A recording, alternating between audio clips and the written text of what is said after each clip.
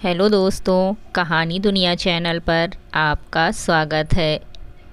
आइए सुनते हैं मीनू त्रिपाठी जी की लिखी कहानी तुम न करना। नानी, घूमने कब जाएंगे? 6 साल की नन्ही कुहू ने अपनी नानी से मायूसी से पूछा तो सुलभा बोली, क्या बताऊं, अभी तक तेरी मौसी नहीं आई। लगता है किसी काम में फंस गई। तेरी मौसी के कारण सारा प्रोग्राम चौपट हो गया। गुस्से में झुंझलाती भावना ने अपनी बेटी कुहू से कहा तो सुलभा के चेहरे पर नागवार भाव उभरे। भावना छोटी बहन सुभ्रा पर भड़ास निकालते हुए बोलती रही, सुभ्रा की शादी क्या हो गई? अपने ससुराल वालों को इम्प्रेस करने के चक्कर में हमें नज़रअंदाज कर देती है। उस दिन भी बेचारी कुहू कितनी देर तक अपने जन्मदिन पर उसका इंतज़ार करती रही। पर मैडम चाची बन गई हैं ना, सो अपनी जेठानी के बेटे के बर्थडे में व्यस्त हो गईं और हम यहाँ बेवकूफ़ों की तरह उसकी राह देखते रहे।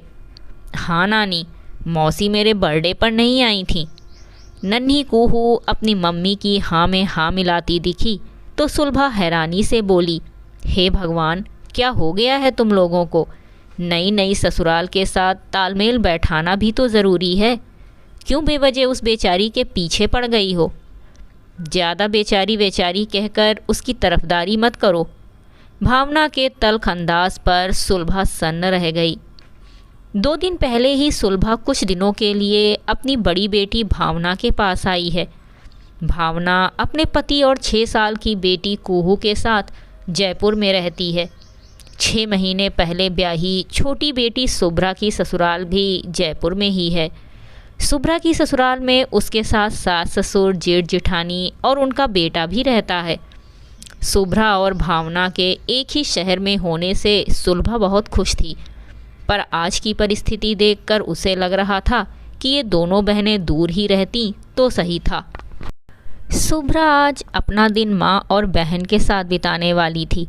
जयपुर दर्शन के साथ सबका डिज्नी फेयर देखने का कार्यक्रम था। कुहू दोपहर 12 बजे से अपने मौसा मौसी के आने पर डिज्नी फेयर जाने की राह देख रही थी, पर शाम के 5 बज गए। सुभ्रा का कहीं कोई अता पता नहीं था। उसके समय से घर न पहुँचने की वजह से सारा प्रोग्राम खटाई में पड़ता देख कुहू उदास होकर कह रही थी, मौसी से कट्टी, बहुत गंदी हैं मौसी, उनकी वजह से आज हम घूमने नहीं जा पाएंगे। सच में बहुत गंदी है तेरी मौसी। भावना के कहते ही सुलभा का मन दरक गया। कहे बिना वो रह ना पाई, भावना ये क्या तरीका है? सुभ्रा तेरी छोटी बहन है और कुहू की मौसी है। इस रिश्ते का लिहाज करते हुए कुहू को समझाओ कि मौसी किसी ज़रूरी काम में फंस गई होगी। आज नहीं गए तो क्या, कल चले जाएंगे। हे भगवान, मम्मी आप भी ना। अरे हम बहनों के बीच का मामला है, आप क्यों परेशान हो? सोचो उसकी वजह से गड़बड़ा गया ना सारा कार्यक्रम। गुस्सा नहीं आएगा क्या? आप भी पता नहीं क्या क्या सोच लेती हो। मैंने तो कुहू से यूं ही कह दिया, आप तो ऐसे कह रही हो जैसे कुहू आज से अपनी मौसी की दुश्मन हो जाएगी। दुश्मन नहीं होगी ये जानती हूँ, पर तुम नहीं जानती कि ऐसी बातों का प्रभाव बच्चों पर अच्छा नहीं पड़ता है। बहन ही क्यों, हर रिश्ते के लिए हमें सजग रहना चाहिए। हमें बच्चों के साथ आपसी रिश्तों में मधुरता बांटनी चाहिए, ना कि तलखी और कड़वाहट। जानती हूँ तू सुभ्रा से बहुत प्यार करती है, ये भी समझती हूँ कि उसी प्यार के चलते तुम दोनों एक दूसरे को अधिकारपूर्ण उलाहना दे देते हो। हमारे मन में एक दूसरे के प्रति द्वेष की भावना नहीं है, ये हम समझते हैं, पर ये अबोध बच्चे नहीं। आपसी रिश्तों में यदि किसी बात पर गुस्सा आ भी गया तो इन बच्चों के सामने उसे प्रकट मत करो। तुम्हारा गुस्सा कल प्रेम में बदल जाएगा, पर इनके मन में पनपा ईर्ष्या, द्वेष, क्रोध का अंकुर इनके मन में अपनी जड़ें पसार लेगा। भावना अपनी माँ की तीव्र प्रतिक्रिया देख हतप्रभ थी। सुलभा की इस तीव्र प्रतिक्रिया के पीछे उसे कोई कारण समझ में नहीं आया, पर सुलभा के अवचेतन मन में एक ग्लानि थी अपनी छोटी बहन आभा के प्रति। कभी उसने भी जाने अनजाने में बड़ी होती बेटियों के साथ मन की कही अनकही साझा करने के चक्कर में आभा के प्रति हंसी मजाक या संजीदगी के साथ कुछ नकारात्मकता भरी थी। बेटियों के मन में अपनी ही मौसी के प्रति प्रतिस्पर्धा बढ़ती चली गई। मौसी का फ़ोन तो आता नहीं है, फिर आपको क्या पड़ी है उनसे बात करने की। बड़ी होती बेटियों की दुनियादारी देख वो फूली न समाती थी, पर समय के साथ छोटी बहन ने उसके मन के कोमल हिस्से को तब स्पर्श किया जब शुभ्रा की शादी पक्की हुई। शुभ्रा की शादी के करीब 6 महीने पहले आभा घर आई। तब रात के 2-2:30 बजे तक गप्पे मारते वक्त बहन के प्रति सुप्त प्रेम का स्रोत बह निकला। ठंडे पड़े रिश्ते एक दूसरे का साथ पाकर गरमा गए।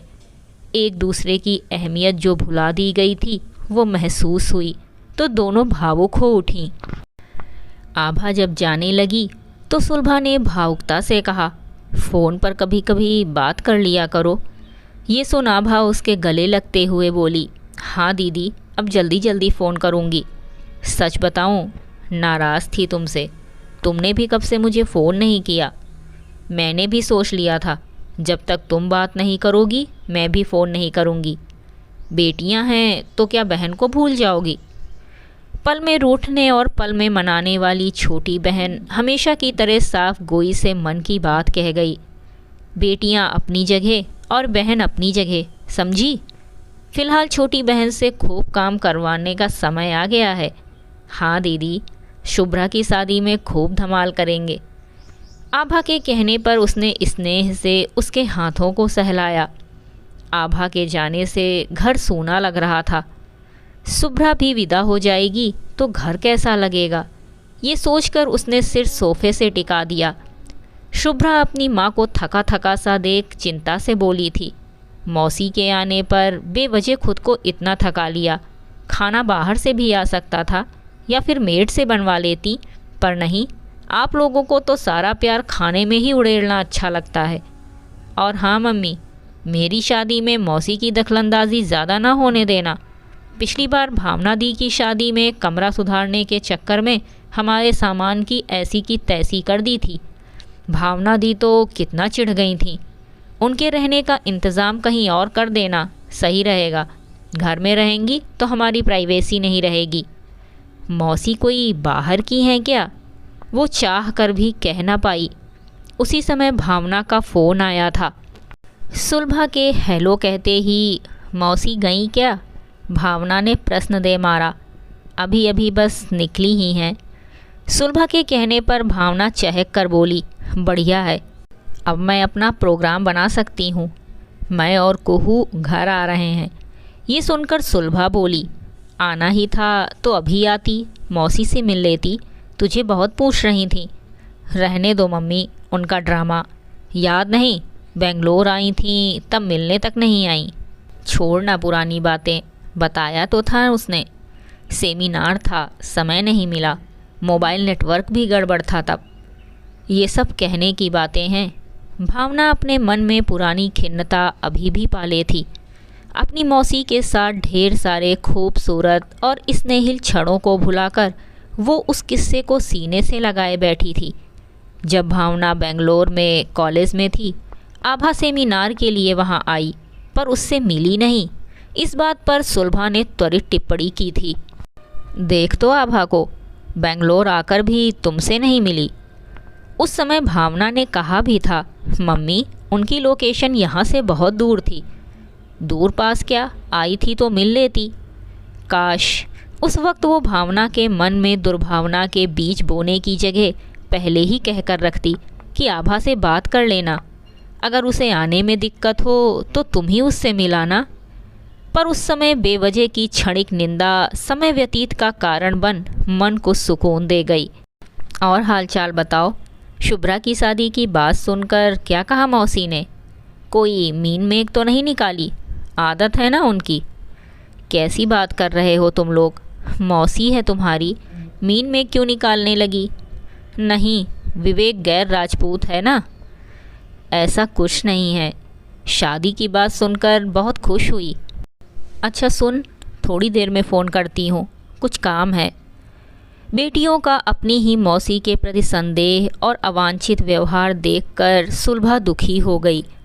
बात करने का मन नहीं था सो काम का बहाना बनाकर भावना को टाल दिया। ओके बाय कहकर भावना ने फ़ोन रखा तो सुलभा आंखें मूंद कर आत्ममंथन करने लगी कि क्यों आभा के प्रति ऐसी धारणा बेटियों के मन में बनी।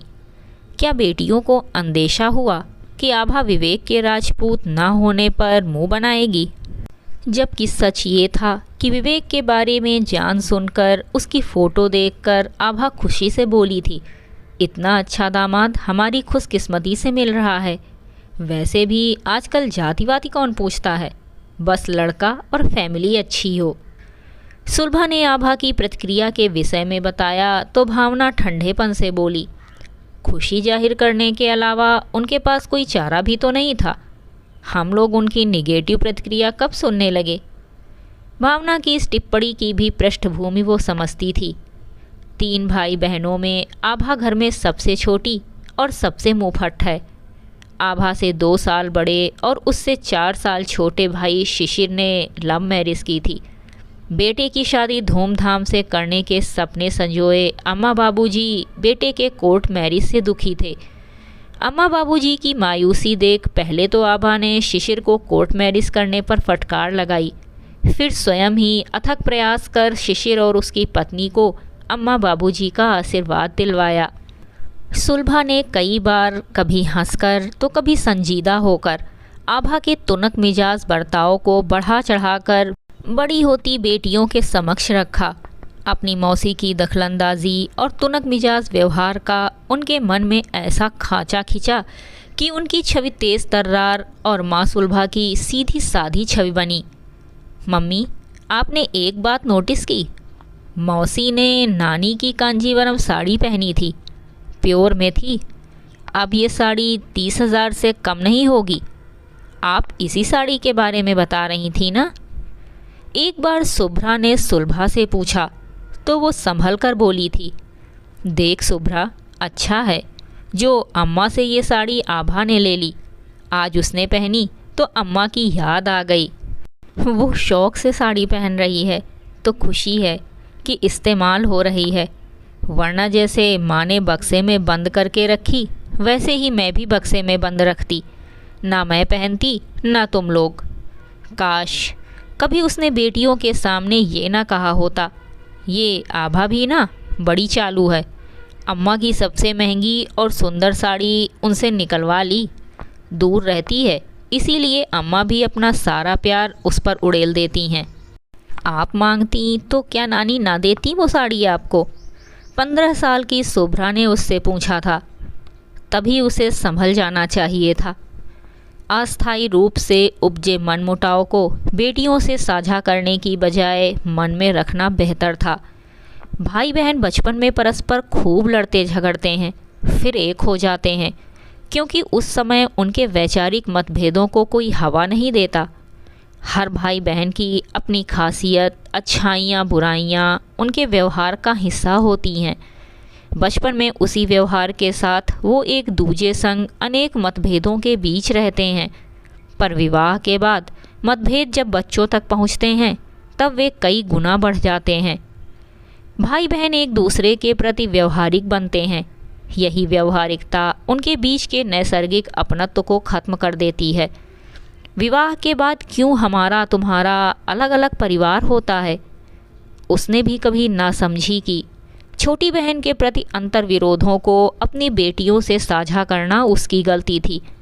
अपने मन में आते जाते हर प्रकार के विचारों को बेटियों से साझा करने की ललक का परिणाम है कि अपनी ही मौसी के प्रति उनके मन में दुर्भावना है।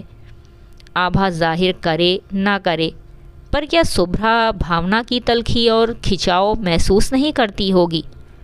ये बेटियां कहाँ से समझेंगी हम भाई बहनों के प्रेम की जड़ों की गहराई, हमारी आपसी बॉन्डिंग। ये बॉन्डिंग ही है जो आज भी अनेक गतिरोधों के बाद भी रह रहकर एक दूसरे के पास ले आती है, और जो दिलों में दूरियां आ जाएं तो मन को सालती है। उसे याद आया जब भावना शुभ्रा छोटी थी तब शिशिर और आभा में होड़ होती कि कौन सुलभा के घर जाएगा। आभा बच्चों के मोहवश सुलभा के पास जब तब खींची आती थी उनको दुलारना, संभालना, खाना खिलाना सब तो किया है आभा ने। उसने भावना, शुभ्रा को अपनी बेटियों की तरह माना, पर वो सब तो उनके बचपन के साथ बीत गया। रह गया तो सब कुछ सयाना।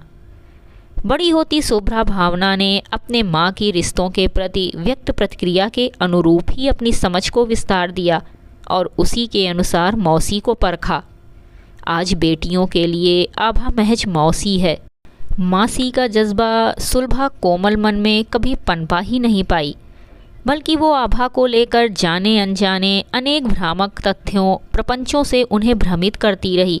तो बेटियों का क्या दोष? बेटियों के लिए आभा वो है जिससे उनकी माँ जाने अनजाने आहत हुई।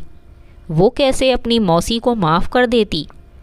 सुलभा तो आभा के पीठ पीछे उसकी खिंचाई करने के बावजूद उससे कभी मन से दूर न हुई। जब भी आभा सामने आती है, मन में स्वाभाविक प्रेम की ऊष्मा आती है।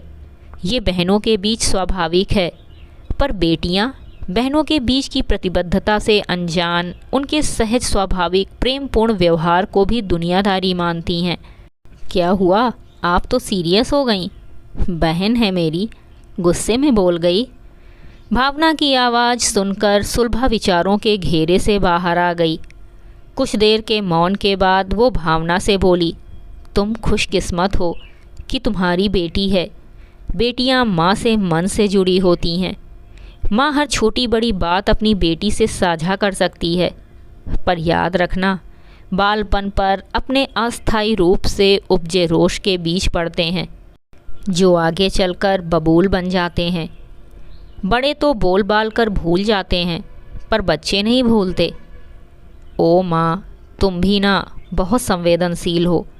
भावना बोल कर चली गई तो सुलभा फुसफुसाई, ये जो रिश्ते हैं ना, ये बड़े संवेदनशील होते हैं। नेह प्रेम की खाद पानी ना पड़े तो सूख जाते हैं। मेरी तरह तेरी भी एक ही बहन है। जो गलती मैंने की तुम ना करना। अभी आप सुन रहे थे मीनू त्रिपाठी जी की लिखी एक शिक्षाप्रद कहानी तुम ना करना। कहानी आपको कैसी लगी कमेंट करके ज़रूर बताइएगा। कहानी सुनने के लिए धन्यवाद।